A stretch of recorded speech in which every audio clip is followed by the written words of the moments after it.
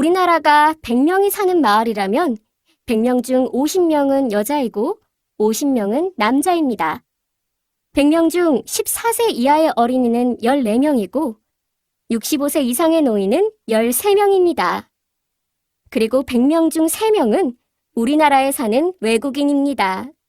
사람들은 어디에 많이 모여 살까요?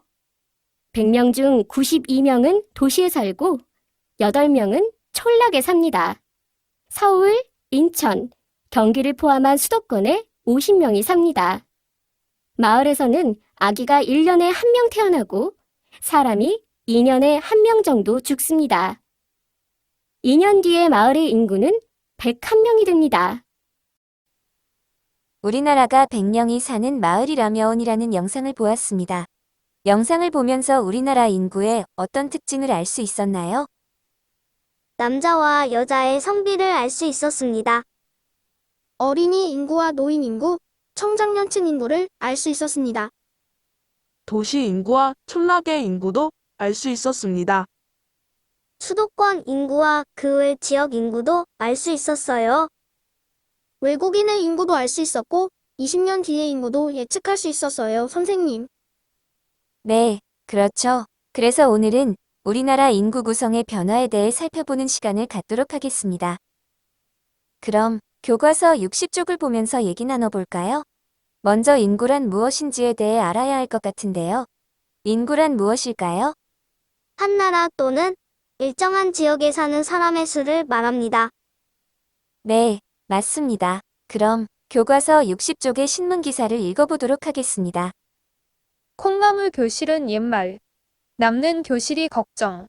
초등학교의 학급당 평균 학생 수가 2016년에 약 22명까지 떨어졌다. 초등학생 수가 이처럼 줄어든 것은 저출산 현상 때문이다. 1950년에서 1960년대에는 출산율이 높아 학생 수가 크게 늘면서 전국적으로 교실 부족 문제가 심각했다.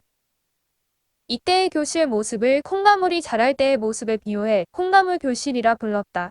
하지만 2000년대 이후 출산율이 세계 최저 수준으로 떨어져 앞으로는 남는 교실을 걱정해야 할 형편이다.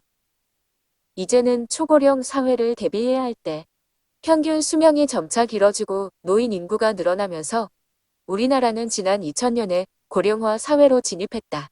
2017년 하반기에는 노인 인구가 14%를 넘어서 고령 사회에 도달했다. 지금과 비슷한 흐름으로 갈 때 2026년에는 초고령 사회에 진입할 것이다. 네, 잘 들어보았죠? 두 가지 신문 기사는 각각 어떤 인구 현상을 설명하고 있나요? 저출산과 고령화에 대해 이야기하고 있습니다. 네, 그럼 초등학교 학급당 평균 학생 수는 어떻게 변화했나요? 계속 줄어들고 있습니다. 그럼 초등학교 학급당 학생 수가 계속 줄어드는 까닭은 무엇일까요?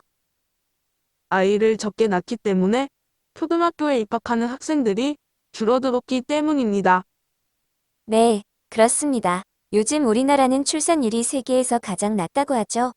만약 이런 저출산 현상이 계속된다면 앞으로 10년 뒤 초등학교의 학생 수는 어떻게 될까요? 아마도 한 학급당 20명 이하로 줄어들 것 같아요. 네, 하준이 말처럼 20명도 되지 않는 교실이 많아질 것 같네요. 그럼 우리나라의 65세 이상 노인 인구의 비율은 어떻게 되나요? 계속 증가하고 있습니다. 그래프와 신문 기사 내용을 볼 때 우리나라가 고령화 사회로 들어선 것은 언제부터인가요? 2000년입니다. 네, 그렇습니다. 그럼 65세 이상 인구의 비율로 볼 때 우리나라는 현재 어떤 사회에 해당하지요?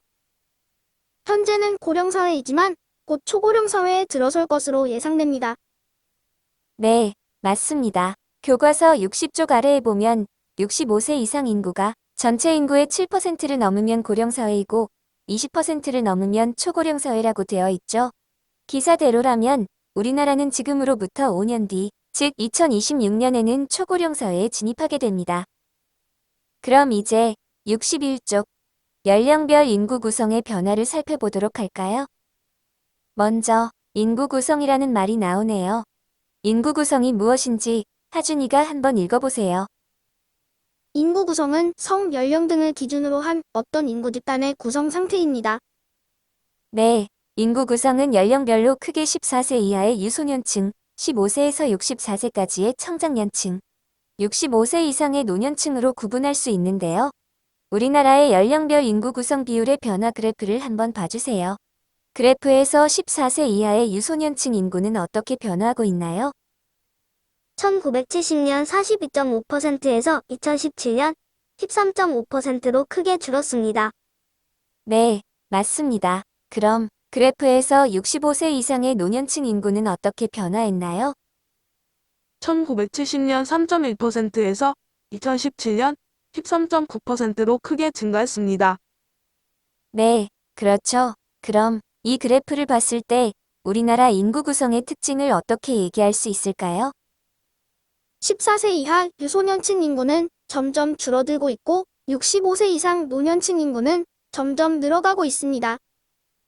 그렇다면 2050년 우리나라의 유소년층 인구와 노년층 인구는 어떻게 변하게 될까요? 그래프에 나타내 봅시다. 그래프에 그려보았나요? 그럼 윤수가 어떻게 나타냈는지 설명해 볼까요? 2040년에 비해 유소년층 인구는 더 줄고 노년층 인구는 더 늘어나게 될 것 같습니다. 네, 그렇겠죠? 통계청의 자료에 따르면 2050년 연령 계층별 인구 구성비는 유소년층이 9.5%, 노년층이 38.1%로 예상된다고 하니 점점 더 고령화가 심해질 것이라는 걱정이 앞서네요.